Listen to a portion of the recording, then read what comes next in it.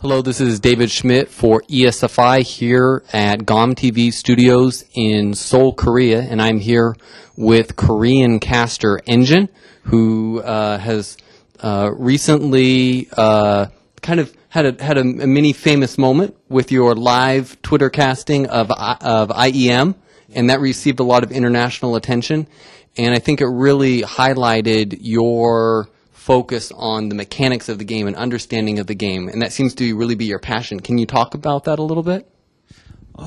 Sure, I can talk about that. Actually, today in the GSL round of 8, the mechanic tech of the MVP was shown today too. Actually, I like the players who thinks a lot in the to win a game. Especially LGIM players do that a lot. Nesty and MVP and Seed. I think the three of them is the best.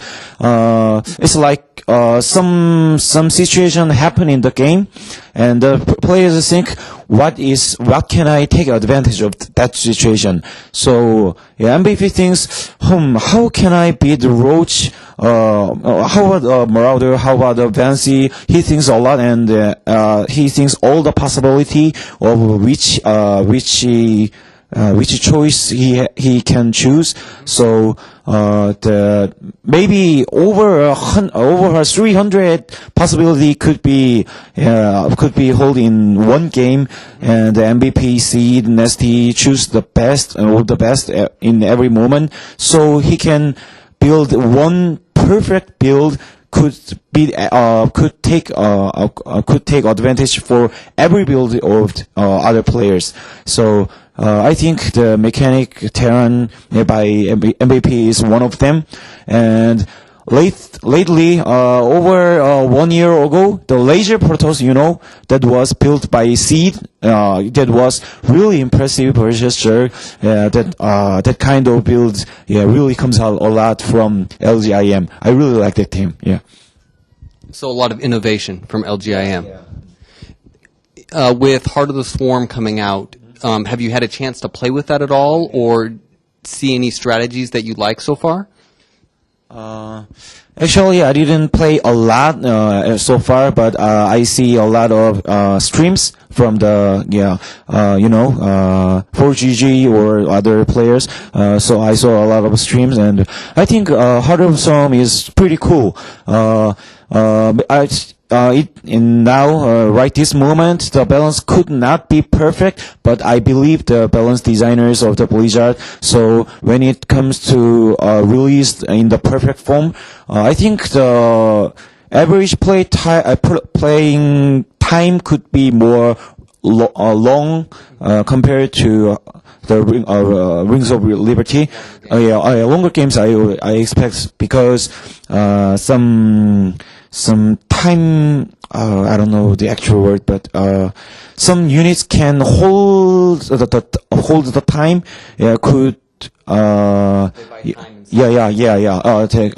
That kind of unit has been promoted a lot. So I think Heart of the Swarm game is really long, and really incredible. So a lot of high-tech unit can be shown in the actual game. I expect that. Yeah.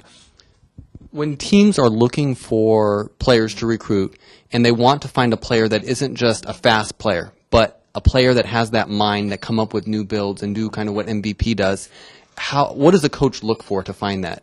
You have a young player. What would you look for if you were a coach to build a team that had some of those innovators? I'm sorry, I didn't get it. How do you find players that are innovative type of players that come up with new builds that maybe there are some players that they're fast, but they can only do already known builds? That player who kind of thinks the next step and changes the game. How do coaches and teams find those players, or do they build those players? If you were a coach, what would you do to have some of those players on your team? What would you look for? Actually, I used to see a lot of games there while they're practicing their games, but the more important thing is when they chat against chat each other's. Their conversation is really interesting. Some players complains a lot. Some players show their confidence a lot, and between their conversation, some players say a really interesting thing like, how about what if I use bellowing this time? What if I use a roach this time? Something like that. They have a lot of ideas. So I watched their conversation and picked some players who says the most creative thinking. So one of them was Seed. Actually, I haven't seen his play before 6 months ago, but I talked to him a lot, so I think, this player is really a good player. Me and Seed talks about 5 minutes about Protoss and Zerg, and his ideas about all build orders is really cool. So when I cast his game in GSL, I pronounced that this is the one who can be the champion. Even though I haven't seen a lot of game of his, but his talk was so great, so I said that in the game, and after 3 months, he can be a champion. I feel really proud of that. It's like, I was right. It's like that. Yeah.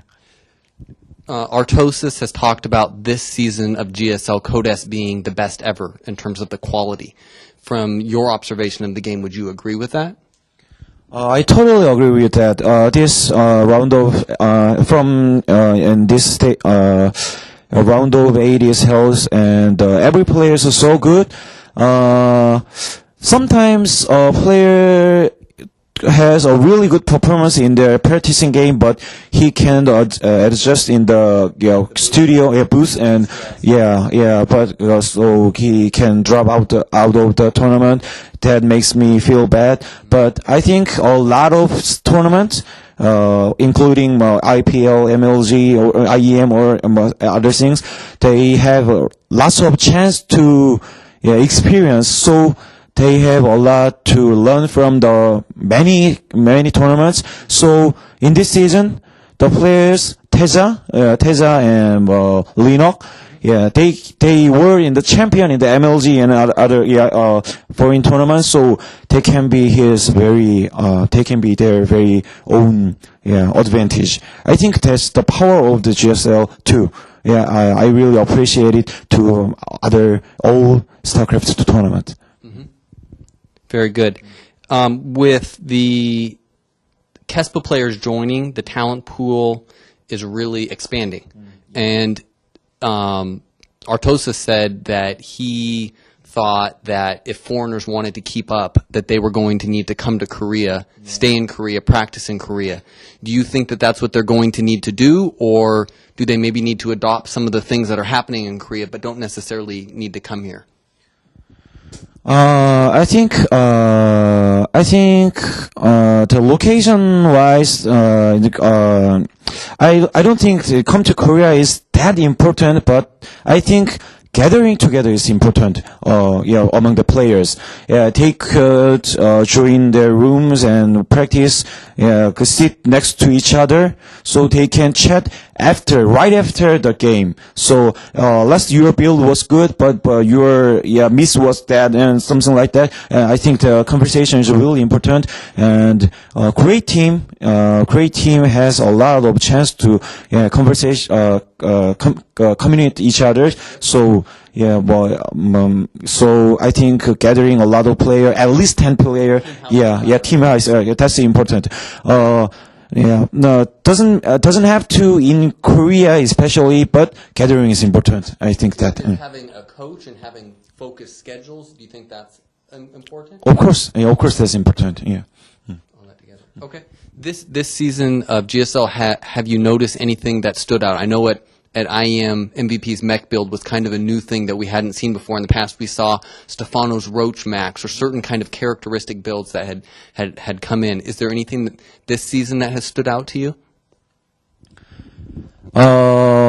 Actually, I have seen a very interesting build orders in the practice game, but the player hasn't used it in the real game, so I cannot talk about that right now. Yeah, I'm waiting for that. Yeah, I really want to say about that, but if I said that if I said that before he uses it, it can be a real assaulting to the player. So yeah, I'm trying to keep my mouth shut. Yeah.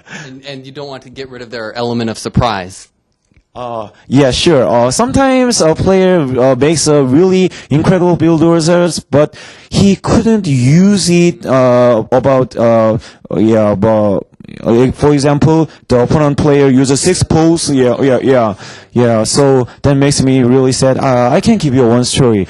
In the last year, the final, Nesty versus Inca. The Inca made a really incredible, awesome, wow, wall-shaking build. But yeah, in the first set, Nesty used the rush juggling all in, so Inca could not use that build. And after the balance patch, that build cannot be used anymore. So the build orders has buried in the history. So I really feel sad about that. But sometimes that happens. Yes. In closing, can you share a little bit about what got you into gaming and casting, kind of a little bit about what your history is? Just sorry? Your history with competitive gaming. How did you become so knowledgeable? How did you get into casting?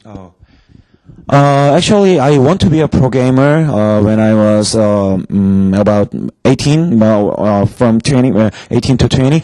But I tried to do better in the StarCraft Brood War, but I failed. I failed to be a pro gamer. So I'm having the feelings like I really envy the players and a little jealous, and I think they're like God to me. So I need to make them look like a God. So I cast their players and think about how can I make make that game to be shown as the perfect game. How could watchers of the tournament could see their really I don't know the word, intense, 의도가 뭐죠? 의도. Intention. I really want that all the watchers could know their exact intention. Yeah, what they're going for. So that makes me concentrate and do a lot of effort while I'm casting. Yeah. I definitely can see your concentration. The international audience obviously doesn't watch the Korean stream, and so they don't necessarily get to see it. But for anyone who visits the studio, they can see there you are. You are focused, watching every minute. Nothing is going to happen that you are going to miss. I mean, that's a lot of passion and dedication, and not everyone can see that. But when they come to the studio, which they should, they can. Can you talk in closing where that passion comes from? Actually, while I'm casting, I think I should beat the player at the monitor. Yes, I wanted it to be a pro gamer, so the little competitive mind is still remain in my mind. So yeah, when the observer show one pictures in the game, I think what can I know from this picture? So what can I read from this moment, and what should I do to beat this player? So I think about that and cast that. So that makes me a better caster, and competitive mind. That's what best feel to me. I think like that. Yeah. Great. Well, thanks, Injin, for your time. And how can people follow you? I know you have a Twitter. Could you share that? Oh yeah, I have a Twitter. My account is engine141. 141 is actually my character code in the Asian server Battle.net. So you can contact with me in the Battle.net too. Character name is engine and the code is 141. Yeah, that's all. That put together is my Twitter account. Yeah. Very good. Definitely do that, especially if you are into the strategy and details of the game. This is one guy who knows it very well, David Schmidt for ESFI. Thanks for joining us.